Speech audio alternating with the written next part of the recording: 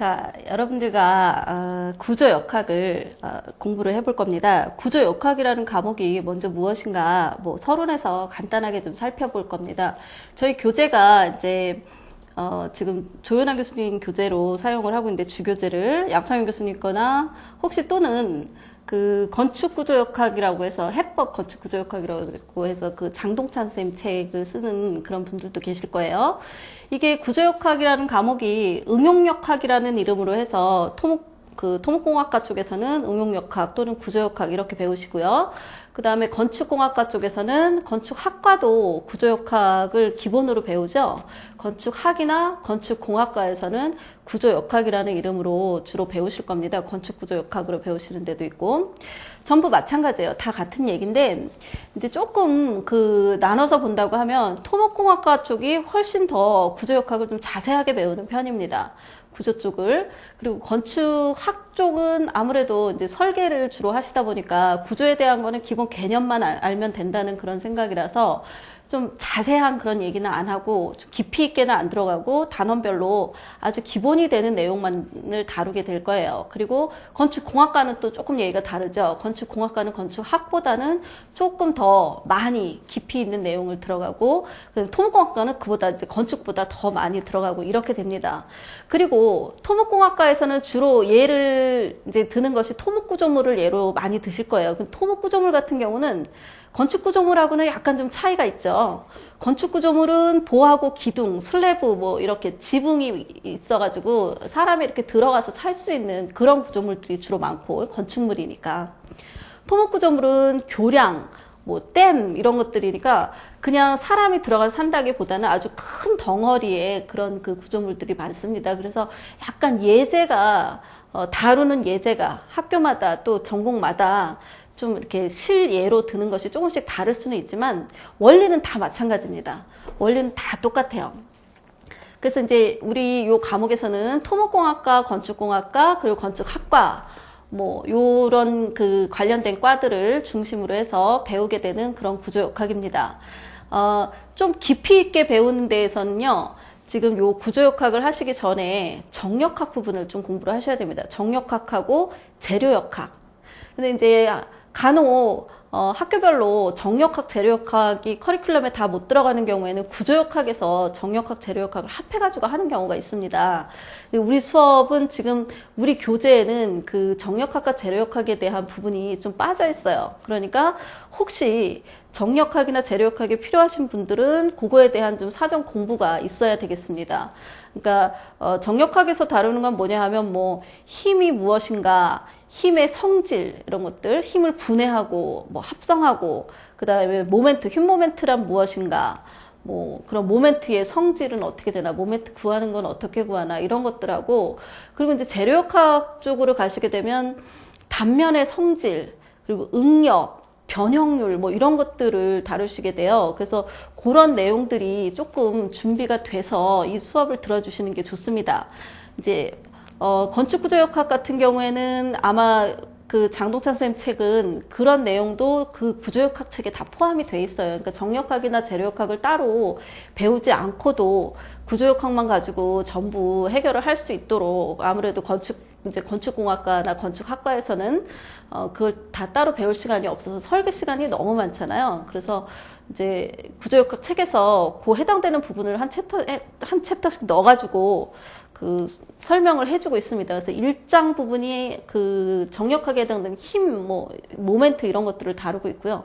그 다음에 중간쯤 6장, 7장 이 정도 가면은 단면의 성질, 그리고 응력에 대한 내용들이 있으니까 이제 그런 내용을 좀 여기 수업에서 혹시 안 하더라도 제가 나중에 시간이 만약에 허락이 된다면 그거에 대한, 우리 교재에는 없지만 그거에 대한 거 간단하게 교재로 내드리든가 원하시는 분들은 그렇게 한번 해보도록 하겠습니다. 그렇게 준비를 해주시면 되겠어요. 자, 그러면은 우리가 이제 구조역학이 무엇인가 하는 거를 1장에서 간단히 살펴볼 겁니다. 구조역학에서 다루는 것들이 어떤 게 있나, 이런 것들을 간단히 살펴보시면, 이제 가장 먼저 구조하면은 얘기가 나오는 게 뭐냐면 구조 해석과 구조 설계 이렇게 나누게 됩니다. 구조 관련된 과목이 무엇이 있냐라고 물을 때 구조 해석 관련된 과목, 구조 설계에 관련된 과목 이렇게 나눠져요. 그래서 우리 구조 역학은 바로 구조 해석에 해당되는 내용이에요. 구조 역학이 이용이 된다 이렇게 보실 수가 있어요. 구조를 배워서 어디다 쓰냐 그러면 해석하고 설계하는 데다 쓴단 말이에요. 거기에서 구조 역학은 해석을 하는 데 필요한 거다. 그러면 구조 해석이 뭐냐? 구조 해석은 뭐 여러분들 이제 교재에 제가 장황하게 설명을 해놨는데 어떤 구조물에 하중이 가해졌어요. 구조물이요. 아무 하중도 안 받고 있는 구조물은 없습니다. 가만히 서 있어도 누가 옆에 와서 치죠. 바람이 지나가면서 치고 때로는 사람이 위에서 막 들고 뛰고 구조물 자체의 무게도 하중이 될 수 있고요. 얼마나 무겁습니까? 그걸 자기가 버티고 있어야 되잖아요. 사람도요. 살이 많이 찌면요. 다리가 힘들죠. 이 구조부재입니다. 다리가요. 이 다리가 얼마나 힘들겠어요. 그럼 또 살을 빼야죠. 그런 식으로 구조물이 자체가 그냥 서 있다는 것만으로도 하중이에요. 그런 하중이 작용할 때 어떤 구조물에 자체 하중이거나 아니면 외부에서 들어오는 하중이거나 어떤 그런 여러 가지 하중이 들어왔을 때 하중이 작용할 때 이 구조물에 생기는 힘이 어떻게 되는가 이거를 밝혀내는 거예요. 이거를 그냥 눈으로 딱 봐서 밝혀내는 게 아니고 수학적으로, 수식적으로, 해석적으로 그렇게 밝혀내는, 수치적으로 밝혀내는 그런 학문이 바로 구조 해석이 되겠습니다. 구조물에 하중이 들어온다. 그 하중에 대해서 이 구조물에 생기는 그 생기는 힘은 어떤 종류가 있고 어느 부재가 얼만큼의 힘을 받는가 이런 걸 계산을 해내는 게 바로 구조 해석이라는 겁니다. 그걸 하는데 구조 역학이 아주 절대적인 역할을 해요. 절대적인 역할을. 그래서 이 구조 해석을 하는 방법이 여러 가지가 있어요. 지금까지 굉장히 오래됐어요. 구조 역학은 역사가 굉장히 오래된 학문이에요. 그래서 그 힘을 밝혀내는 그런 방법들을 여러 가지 제시를 하고 있는데 그거는 조금 이따 보시고 먼저 구조 해석이 이제 무엇인가라는 걸 대상으로 보면은 구조 해석에는 구조 역학이 100% 이용이 된다. 구조 역학이나 해석이나 비슷한 말로 보시면 돼요. 구조물에 하중이 가해졌을 때 그 구조물에 생기는 힘이 어떻게 되는가를 계산을 해내는 거고 수학적으로, 수치적으로, 해석적으로 계산을 해내는 거고요. 주로 대상은 구조 부재만 다루는 거예요. 그래서 뼈대 구조만 다룬다고 얘기하는데 프레임. 자, 구조물을 보시면은 구조 부재가 있어요. 구조 부재가 있고 비구조 부재가 있습니다. 구조 부재만을 대상으로 다룬다는 거예요. 구조 부재 중에서도 토목 구조물 같은 경우는 대부분 눈에 보이는 게 그냥 구조 부재예요. 근데 건축 구조물 같은 경우는 뭐 치장이 굉장히 많죠. 똑같은 벽이어도 왜 우리 화장실 칸 나눠놓은 벽 있죠. 화장실 칸막이 벽 같은 경우는 그거는 구조 부재가 아니에요. 힘을 하나도 안 받아요. 힘을 안 받는 정도가 아니라 얘는 오히려 그 무게가 밑으로 하중을 주는 그런 역할을 하죠. 그런데 그 화장실 완전히 그 복도하고 이렇게 차단되어 있는 그 벽을 보면은 그 벽은 위에서 내려오는 하중을 자기가 받고 있는 겁니다. 그 하중에 딱 버티고 있는 거예요. 이렇게 똑같은 벽이어도요, 하중을 받는 벽이 있고 하중을 안 받는 벽이 있고 그렇습니다. 그래서 이런 하중을 안 받는 그런 부재들은 대상이 아니에요. 하중을 받는 부재만이 대상이고, 일단 우리 구조 역학 시간에는요, 하중을 받는 부재도 여러 가지가 있는데 그 중에서 프레임, 수직 부재, 수평 부재, 주로 보하고 기둥에 대해서 다루게 되실 겁니다. 자, 이런 그 뼈대 구조물을 대상으로 하고요. 그러니까 마감재 같은 거는 안 쳐준다. 비구조재 같은 거는 대상이 아니다. 아예 뭐 없는 걸로 보겠다는 거예요. 하중으로 이제 나중에 나가서 실무를 하실 때는 그런 것들을 다 얘네들 무게가 얼마인가 계산을 해서 하중으로 다 작용을 시킵니다. 근데 자, 일단 구조 역학 시간에는요, 뼈대 구조만을 그 대상으로 다루게 된다 하는 거랑, 그 다음에 이제 구조 해석 방법이 여러 가지가 있다 그랬는데 아주 옛날부터 내려오는 고전적인 해석 방법을 사용을 할 거예요. 자, 그렇게 이제 사용을 해서 구조 해석을 하시게 될 거고요. 결국 그러면 구조 해석을 하는 이유는 뭐냐? 무너지지 않게 하려고 하는 거다. 구조물이 안전하고 경제적으로 설계가 될 수 있도록 계산을 해서 이제 그 다음에 조금 더 뭐 응용을 하셔야지 그게 이제 실현이 되겠죠. 어떤 최종 목표는 구조물의 안전성을 확보하기 위한 그런 어떤 방법이다라고 보시면 되겠습니다. 자, 그럼 구조 해석은요. 하중에 대해서 구조물이 얼마큼 힘을 받나를 계산을 한다 그랬어요. 그럼 구조 설계는 뭐냐? 구조 설계는 이제 역학 시간에는 사실 자세히 할 필요는 없습니다. 구조 설계를 다루는 그 과목이 어떤 게 있냐면 철근 콘크리트 구조 설계, 뭐 강구조 설계 이런 과목들이 바로 구조 설계에 해당되는 겁니다. 그거는 재료가 무엇이냐에 따라 약간씩 또 계산하는 방법들이 다르기 때문에 구조 재료별로 과목이 분리가 돼 있어요. 그래서 구조 설계는 그럼 뭐냐? 뭐 구조물이 이렇게 있는데 얘가 지금 밖에서 하중이 100이 들어오고 이렇게 50이 들어오고 뭐 이렇게 하중이 막 눌러요. 얘를 막 이렇게 눌러. 옆에서도 밀고 이렇게 돼요. 그랬을 때 이렇게 구조물에 하중이 이런 식으로 작용하면 이 부재가 과연 힘을 얼마를 받을까? 이걸 계산하는 게 구조 역학이란 말이에요. 이 부재는 도대체 얼마나 힘들까? 그래서 얘는 50만큼 힘들어요. 50만큼. 얘는 100만큼 힘들고 얘는 70만큼 힘들어요. 이런 식으로 어떤 계산을 이제 빨간색을 구한 게 바로 계산을 하는 거예요. 그 여기서도 이제 뭔가 이렇게 얘를 딱 받치고 있어야 되니까 위에서 누르는데 밑으로 푹 꺼져버리면 안 되잖아요. 그러니까 얘가 버티고 있으려면 여기서도 힘이 생겨요. 여기서도. 그래서 뭐 여기에 50이라는 힘이 생기고 여기 70이라는 힘이 생겼다. 이런 식으로 이제 이런 빨간 것들을 계산을 해내는 게 바로 구조 역학 시간에 하는 일이고요. 뭐 힘만 계산하는 건 아니고 이걸 이용해서 처짐 같은 것도 계산할 수 있습니다. 처짐 또는 동력학적인 하중이 들어온다고 하면 진동수나 진동 모드 이런 것도 계산을 할 수는 있어요.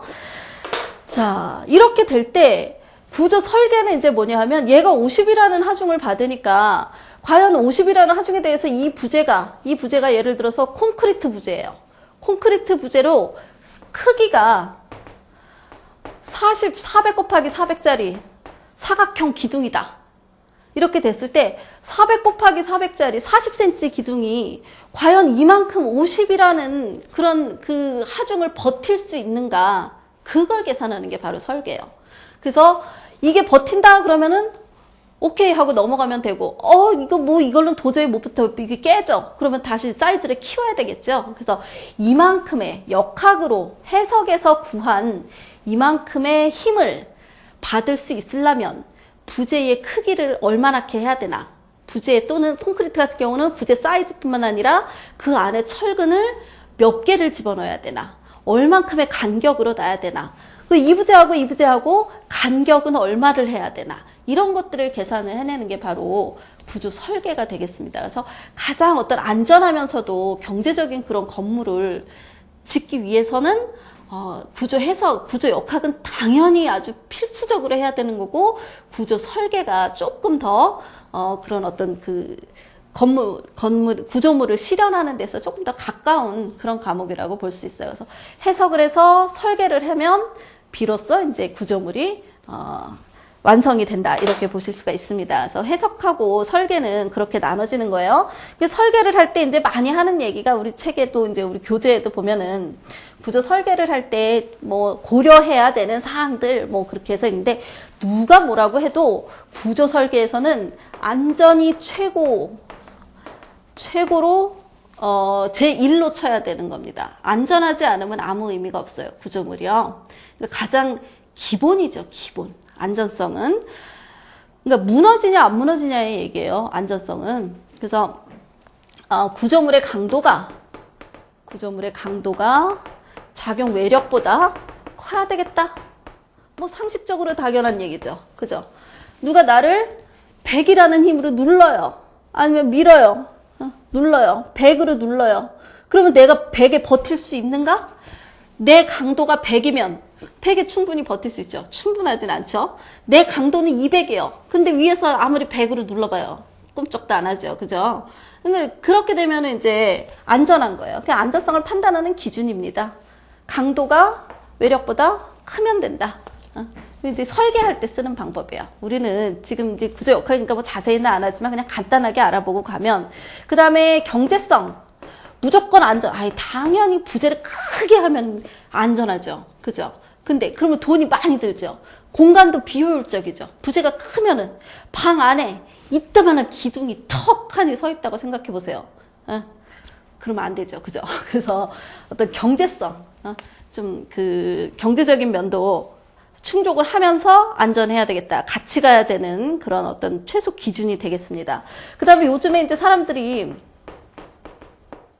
조금 삶의 질이 높아지면서 요구하는 게 있는데 구조 성능, 뭐 구조 성능이라고 해도 좋고, 당연히 안전성, 경제성은 기본으로 가야 되는 거고, 그러니까 안전하면서 경제적인 어떤 최적점을 찾죠. 최적점. 안전하면서 경제적인 거. 얘가 높아지면 얘가 떨어지고, 얘가 떨어지면 얘가 높아지면 얘가 떨어지고, 이렇게 이제 서로 어떤 상반되는 그런 개념이기 때문에 최적의 점을 찾아서 안전하면서 경제적인 거를 하는 거는 기본 목표가 되겠고요. 그 외에 이제 구조 성능이라고 해서 뭐 안전하고는 직접적인 연관은 없지만 좀 사는데 불편한 것들, 이런 것들에 대해서 사람들이 요새 굉장히 민감하죠.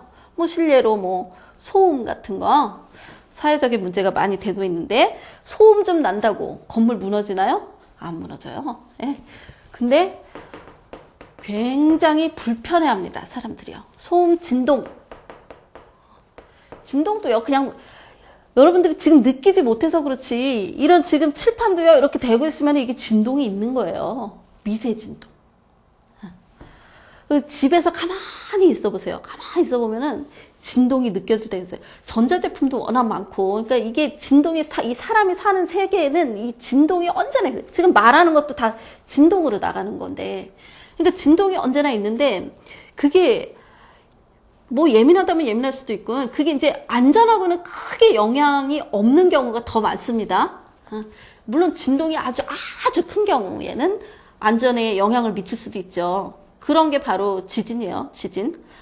지진처럼 이제 진동이, 아주 큰 진동이 들어왔을 때는 안전성에 영향을 미칠 수 있지만, 보통 일반적으로 사람들이 불쾌하게 생각하는 그런 진동의 수준은 아주 그 크기가 작은 겁니다. 그래서 건물 구조 부재 자체가 위험해진다거나 무너진다거나 이런 거랑은 사실 별 상관이 없어요. 그래서 이런 것들이 소음, 진동, 또는 콘크리트 같은 경우 이제 균열, 항상 따라올 수밖에 없는 게 균열이다. 콘크리트 부재는. 근데 균열 보면은 건물이 금방 무너지는 것처럼 그러시는데, 사실 근데 그건 아니죠. 그게 뭐 위험한 균열도 있습니다. 균열 폭이나 균열 길이나, 또는 균열의 어떤 전체적인 형상, 균열이 그 발생된 그런 모양을 보고 이제 괜찮은 건지 안 괜찮은 건지 구분을 할 수가 있는데, 어느 정도의 균열은 있을 수밖에 없습니다. 콘크리트는 인장에 굉장히 약한 재료이기 때문에 콘크리트가 인장을 받아서 생기는 게 균열이거든요.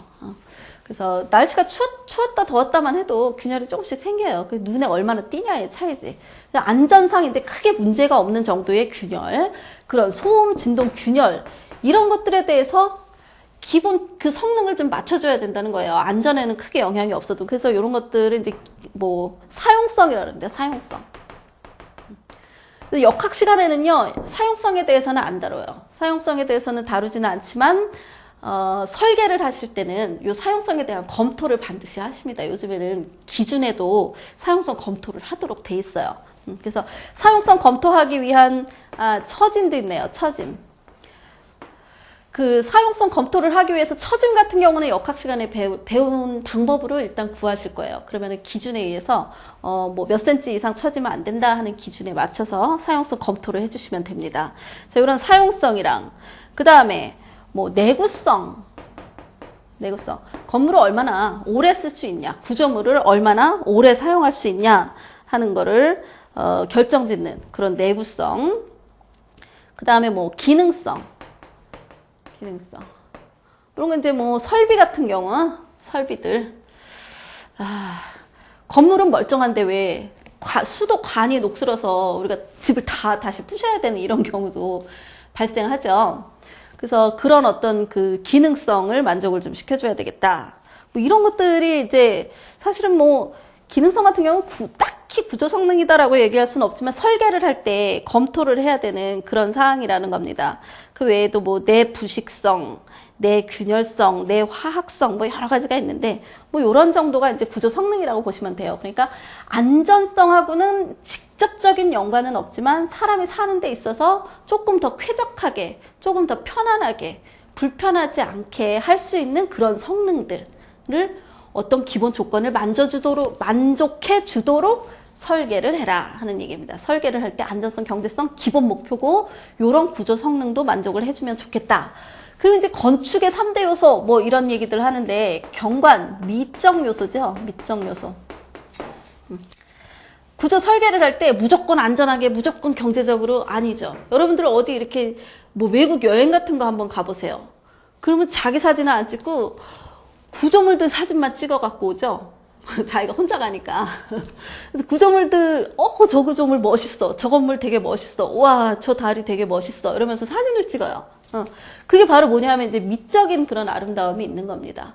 이 구조에서는 이제 주로 이제 설계하시는 분들이 그런 미적인 그런 그 요소는 아주 기본적으로 만족을 시키게 그렇게 설계를 하시지만 또 그 설계하시는 분들이 설계 컨셉은 잡고 안전성, 경제성이나 이런 구조 성능적인 면에서 약간 좀 변경을 해야 될 때가 있어요. 그래서 구조적인 어떤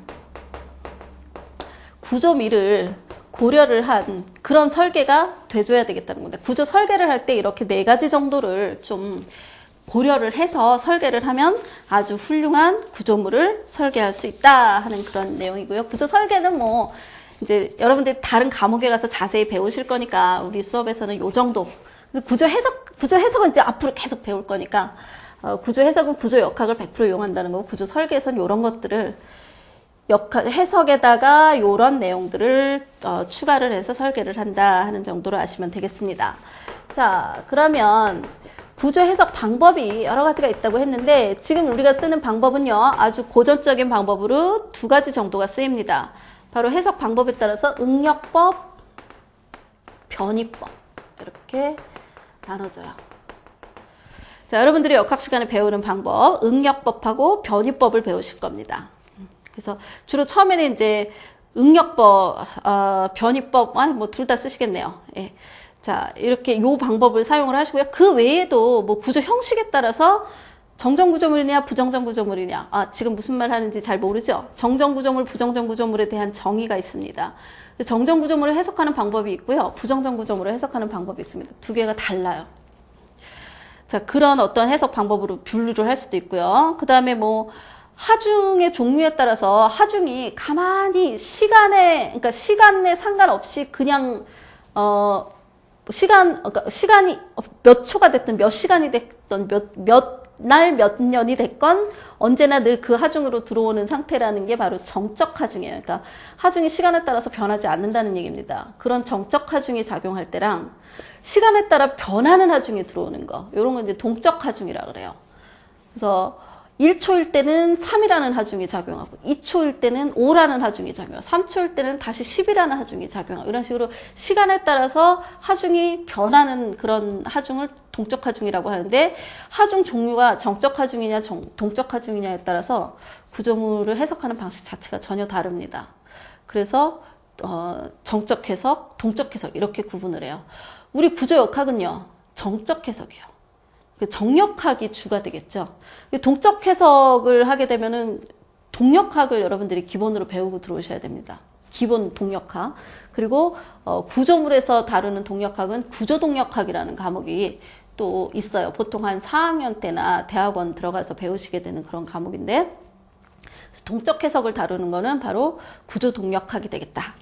그래서 뭐 그런 식으로 정적 해석, 동적 해석 이렇게 나눌 수도 있지만, 뭐 우리 역학 시간에는 주로 이제 정적 해석에 해당되는 것만 다루게 된다 하는 정도로 아시고, 역학 시간에 응역법, 변이법 요걸 2개를 다 하십니다. 응역법은요, 미지의 부재력을 적합방정식을 이용해서 푸는 거예요.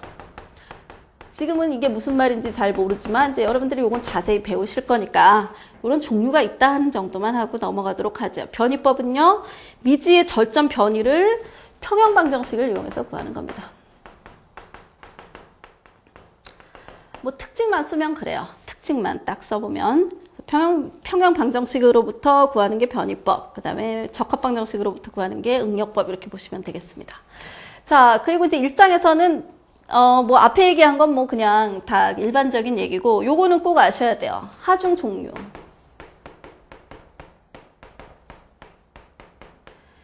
자, 이제 우리가 다루게 되는 거니까 구조 역학 시간에 구조물이 있어요.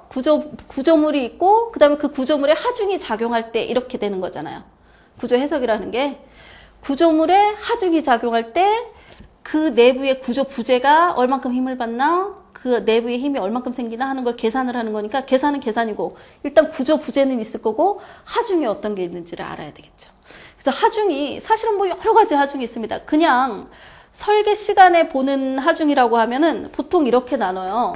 고정하중, 활하중, 뭐 적설하중, 풍하중, 지진하중, 뭐 수압, 토압, 뭐 이제 설계를 하는 부재가 어떤 부재냐에 따라서 여러분들이 생각할 수 있는 걸 다 넣으시면 됩니다. 자, 그런데 그 외에도 뭐 여러 가지가 있을 수 있겠죠. 근데 어떤 구조물이건 일단 기본적으로 들어가는 게 고정하중, 활하중. 고정하중, 활하중. 이거는 고정하중은 고정되어 있는 하중이에요. 그러니까 건물 자체의 무게이거나 또는 아주 무거운 설비 같은 거 왜 딱 고정시켜 놓는 거 있죠? 기계 설비들. 그런 게 고정하중이고요. 마감재. 여기에 있는 칠판. 여기 칠판이 얘가 이 건물 지을 때부터 건물 부실 때까지 여기에 붙어 있는다. 그러면 고정하중입니다. 그리고 붙박이장 같은 것도 고정하중이에요. 그냥 장롱이면은 활하중이고. 이 활하중은 이제 움직이는 하중이에요. 그러니까 교실에 사람이 이렇게 들어가잖아요. 그러면 그 인원수의 무게 이런 것들이 또는 병원에서 환자 6인실이다. 그럼 6인실에 뭐 몇 명이 들어가나 이런 것들 있죠. 또는 책상, 걸상, 침대 이런 것들도 활하중에 들어갑니다. 그러니까 건물의 용도에 따라서 활하중 값은 달라질 거예요. 뭐 주차장이냐, 거실이냐, 주방이냐, 화장실이냐 이거에 따라서 활하중은 달라집니다. 그래서 활하중, 고정하중, 활하중 같은 경우는 우리나라의 하중 기준이 있습니다. 그 하중 기준에 용도별로 어느 정도를 써라 하는 게 제시가 돼 있어요. 기준이. 뭐 여러분들이 뭐 측정해서 나는 확실하게 얼마다라는 걸 알고 있는 값을 쓰시면 되고 혹시 모르면 그런 하중 기준이 있으니까 기준을 참조로 해서 계산을 해내시면 되고요. 적설하중 같은 경우는 이제 우리나라도 눈이 가끔 어쩌다 한 번씩 많이 올 때가 있어서 문제가 되고 있는데 눈이죠. 눈하중. 눈이요. 굉장히 생각보다 무겁습니다. 다 녹아버리면 별거 아니지만 얘가 계속 쌓여 있으면 거기다가 얘가 녹았다가 다시 얼었다가 녹았다 얼었다가 그 위에 또 눈이 오고 그러면 이게 수분을 포함하고 있어서 생각보다 굉장히 무거워요. 그래서 건물이 무너질 수도 있습니다. 실제로 그런 사례도 많이 있고요. 우리나라에서도 많이 발생하고 있죠. 그래서 눈의 무게. 그 다음에 뭐 바람은 뭐 건물에 와서 막 때리는 거잖아요. 건물에 와서 막 때려요. 옆으로 때려요. 그 옆으로 때려서 이제 위험해요. 그리고 지진하중은요. 지진하중은 건물을 옆으로 때리는 게 아니라 이렇게 구조물이 이렇게 있으면 여 밑에서 충격을 주는 겁니다. 이 밑에서 충격을 얘를 팡 이렇게 치는 거예요. 얘를 팡 이렇게 치면 이 건물이 이렇게 흔들리겠죠. 여러분들 누가 이렇게 의자 위에 예를 들어 의자 위에 여러분들이 올라가 있는데 의자를 누가 확 이렇게 흔들었어요. 그럼 여러분들은 어때요? 굉장히 불안하죠. 굉장히 불안하고 어떻게 버틴다고 해도 그 충격 때문에 한 번 팍 밀었던 것 때문에 이 위의 구조물들이 이렇게 왔다 갔다 하게 됩니다. 이러다 보니까 실제로 지진이 이 건물을 이렇게 움직이게 하려고 한 건 아닌데도 불구하고 밑에서 충격하중이지만 마치 바람이 이렇게 막 치는 것처럼 건물이 이렇게 교량이 이렇게 흔들린다는 거죠. 그래서 이제 이거를 정적하중으로 바꾸면 어떤 횡하중의 형태로 표현이 되는 겁니다. 이제 속으로 들어가면 지진의 실제 거동을 나타내는 걸로 들어가면 굉장히 복잡한 해석이 될 겁니다. 풍하중도 마찬가지고요. 풍하중은 그 바람의 흐름을 좀 연구를 해야 되기 때문에 유체역학 쪽을 좀 하셔야 되고 그래서 이것도 횡하중이고 간단하게 우리가 이제 정적 해석 입장에서 본다고 하면 얘네는 횡하중이고 얘네는 수직하중, 연직하중 이렇게 얘기할 수 있습니다. 얘도 역시 횡하중이죠. 수압이나 토압도 우리 이제 그 물속이나 아니면 땅 속에 들어가는 그런 구조물들에는 흙이 누르는 무게가 또 굉장히 장난이 아닙니다. 그리고 물도요. 물이 그 무게로 이렇게 누르면요. 굉장히 그게 하중이 커요. 그래서 수압, 토압도 횡하중으로 작용하는 뭐 이런 종류의 하중이 있는데 이거는 설계할 때 쓰는 하중이고 설계 시의 하중이고요. 우리 역학에서 다루는 하중은요. 이렇게 필요 없어요. 고정하중, 활하중, 적설하중은 어떤 식으로 작용하냐 하면 바로 자 우리 구조 역학에서 다루는 하중은 바로 하중의 형태에 따라서 분류만 하시면 됩니다. 고정하중이건 활하중이건 형태가 어떻게 들어오는가 그거에 따라서 구분을 해야 돼요. 자, 그러면은 여러분들 제가 교재는 구조역학에서 다루는 분포 상태에 따른 하중 이렇게 해서 드렸습니다. 자, 집중하중이 있어요. 우리 역학 시간에 다루는 하중은 이제 이렇게 보시면 됩니다. 보통 고정하중 같은 경우는 집중하중으로 잘 안 들어오고요. 활하중은 집중하중으로 들어올 수 있겠네요. 집중하중으로. 그러니까 한 점에, 한 포인트에 하중이 작용하는 거예요. 웬만하면 이런 일은 별로 없는데, 저런 아까 왜 화장실 칸막이 벽체 같은 거 있죠? 칸막이 벽체 같은 것이 이렇게 딱, 요렇게 서 있는 거잖아요. 그러면 2차원으로 보면은 지금 한 점을 요렇게 누르는 꼴이죠. 그래서 마치 그러니까 그게 그 벽체 하중이 집중 하중처럼 이렇게 들어가는 경우가 있습니다. 집중 하중이 있고요. 한 점에 들어간다. 그럼 표시를 어떻게 하냐면 구조물이 뭐 이렇게 있다. 이렇게 생긴 구조물이 있다. 그러면 이렇게 표시해요. 이렇게. 한 점을 누르는 거죠. P. 보통 P로 표시를 합니다. 집중 하중. 자, 그 다음에 두 번째로 번호를 써볼까요? 1번. 2번요. 제일 많이 분포하는 게 바로 등분포 하중이에요. 등분포 하중. 등분포 하중은 분포가 일정하다는 얘기입니다. 거리에 따라서. 그러니까 만약에 이렇게 생긴 구조물이 있다. 그러면 여기서도 1, 여기서도 1, 여기서도 1, 여기서도 1 이렇게 전체가 똑같이 여기도 1, 여기도 1 이렇게. 자, 실제로 어떤 분포냐면 이런 구조물이 있다 그러면 이렇게 누르는 거예요. 똑같이. 여기서 이렇게 누르는 거예요. 이렇게. 그러면 이 면 전체가 얘를 지그시 누르는 거죠. 그럼 어떤 면이 됐건 똑같은 하중으로 얘를 누르는 게 되잖아요. 이런 게 바로 등 분포 하중이에요. 똑같은 값으로 누를 때. 그럼 표시를 어떻게 하냐면은 이렇게 이제 등 간격으로 이렇게 해서 예쁘게 해서 화살표를 이렇게 해서 요 길이가 쭉 갔다는 거는 요만큼의 크기의 하중이 여기에서 여기까지 일정하게 분포한다는 표시입니다. 그래서 보통은 오메가 W를 쓰고요. 유니폼 로드 여기에다가 뭐 이제 뭐 2kN per 미터 단위는 이런 식이 됩니다. 길이당 얼마. 그래서 예를 들어 여기가 5m다. 5m다. 그러면 1m당 2kN이 작용한다는 거야. 1m당. 그래서 이렇게 보시면 되고 단위를 그러니까 항상 미터당 kN 이렇게 바꿔서 보십니다. 얘는요. 단위가 어떻게 되겠어요?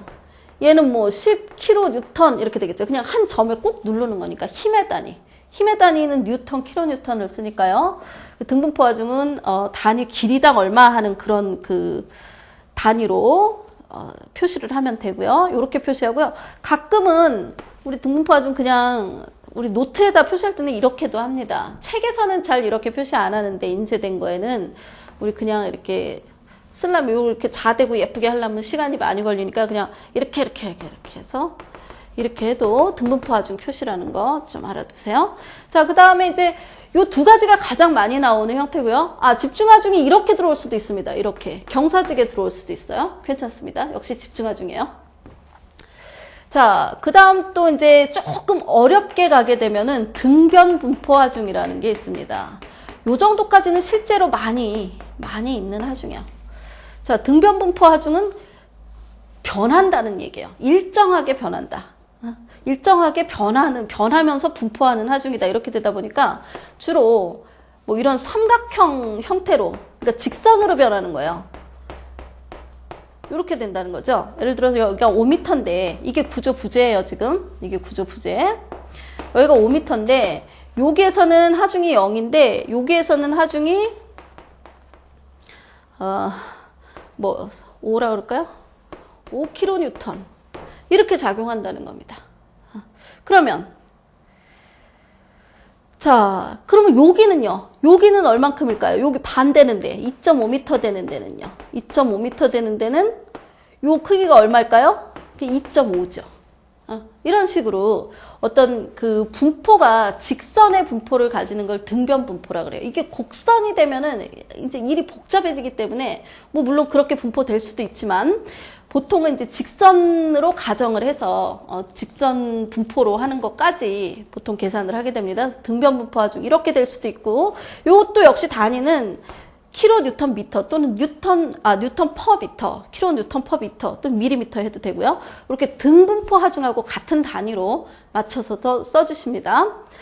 그 다음에 뭐 등변분포 하중은요, 이런 삼각형뿐만이 아니라 요렇게 생긴 삼각형도 있을 수 있고요. 역시 직선분포잖아요. 그러니까 변하는 거예요, 어쨌든. 길이에 따라서 하중 값이 변한다는 겁니다. 그럼 다 등변분포예요. 또는 사다리꼴이 될 수도 있습니다. 이렇게 사다리꼴 하중. 얼마든지. 자, 이게 구조 부재고요. 이런 거 다 등변분포 하중이라 그래요. 자, 그 다음에 이제 여기에서 곡선형으로 간다고 하면 아까 여기 이제 보통 직선까지 한다고 그랬는데 곡선으로 가면 계산이 굉장히 복잡해서 우리 예제에서는 잘 안 다뤄요. 우리 수업 시간에는 잘 안 다룹니다. 근데 얼마든지 요거를 배우게 되면 응용해서 계산은 해볼 수 있으니까. 그럼 곡선 분포다 그럼 이런 식으로 분포할 수도 있겠죠. 곡선 분포 하중. 또는 이렇게 포물선 형태로 분포가 될 수도 있고. 이게 구조 부재고. 이런 것도 있을 수 있다. 그래서 요거는 곡선형. 굳이 따로 하기는 그렇고 다 등변 분포 하중이라고 하겠습니다. 사다리꼴도 될 수 있고. 예. 자, 그 다음에 그러면 집중 하중, 등분포 하중, 등변 분포 하중 세 가지에다가 모멘트 하중. 모멘트가 하중으로 작용하는 거죠. 돌리려고 하는 겁니다. 이렇게 구조 부재가 있으면 요렇게 요 점에 어떤 한 점에 모멘트가 이렇게 작용하는 거예요. 모멘트 하중은 굉장히 좀 특징이 있어요. 특징이. 모멘트 하중이 어느 점에 작용하건 구조 부재의 어떤 부분에서도 이 모멘트가 그 값 그대로, 그 방향 그 값 그대로 작용을 하는 그런 역할을 하게 되죠. 요 점을 이렇게 돌린다고 생각을 해보세요. 그럼 이 부재 전체가 이렇게 돌아가려고 할 거 아닙니까? 그죠? 상식적으로 이제 이렇게 된 부재에 집중하중 이렇게 작용한다. 그럼 요 한 점만 꾹 누르는 거예요. 한 점을 꾹 눌러요. 그러면 요게 요렇게 내려가려고 하겠죠. 그냥 요 점만 쭉 내려가려고 하겠죠. 여기를 받치고 있다고 하면 여기를 이렇게 받치고 있다고 받침이 있고 위에 부재가 올라가 있어요. 여기 그러니까 받침이 있고 위에 요게 부재야. 요걸 딱 눌러 요 한 점을. 그러면 얘가 이렇게 내려가려고 할 거 아닙니까? 그죠? 근데 얘는요. 이거를요 이렇게 돌려요. 이렇게 돌려봐요. 그럼 부재 전체가 이렇게 돌아가려고 하겠죠. 자, 그런 어떤 이제 그런 특징들은 여러분들이 수학적으로, 수치적으로 전부 다 계산을 해서 확인을 하실 거니까 지금 굳이 모르셔도 됩니다. 그래서 하중 종류가 이런 것이 있다는 거. 하나 더 있네요. 이동하중. 좋습니다.